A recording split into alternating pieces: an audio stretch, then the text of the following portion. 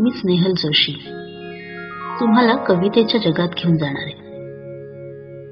माझ्या मते कविता ही कधी गणितासारखी वाटते, परंतु गणिताला जसं एकच उत्तर असतं तसं कवितेचं नसतं. एकाच कवितेचा अर्थ विविध प्रकारांनी लावता येतो.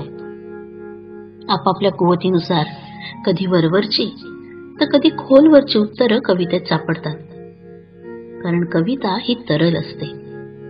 त्याचप्रमाणे मिताक्षरी आणि सूचकही असते. पण ही उत्तरं शोधण्याची क्रिया आणि सापडल्याचा आनंद आपल्याला सुखावतो. टीप कागदावर शाई पसरून जशी शोषली जाते ना, त्याप्रमाणे मन शब्दांसोबत येणारा नाद, स्पर्श, रंग, रस, गंध हे सारं आणि त्याही पलीकडे असणारं असं सगळं काही शोषून घेते. त्यामुळे भावनांबरोबरच विचारांनीही मन हिरवगार होतं. ही समृद्धी मनाची श्रीमंती असते.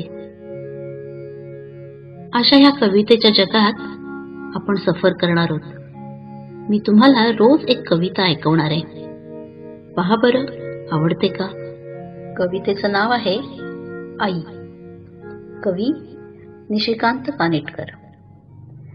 ओठात गुंतलेली गातू सुरेल ओवी, मांडी तुझी उशाला मज काढणी जयावी.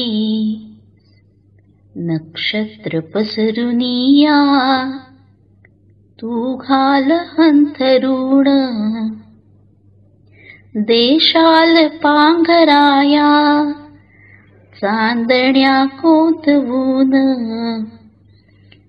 पेंगुळल्याच डोळी चंद्रास जागयावी, मांडी तुझी उशाला मज काढणी जयावी. तू घाल पदरवारा होईल क्षीण दूर, वात्सल्य भावनांचे देवते निरांजन. मायेत चिंब झाली गाथा उरात गावी, मांडी तुझी उशाला मज काढणी जयावी.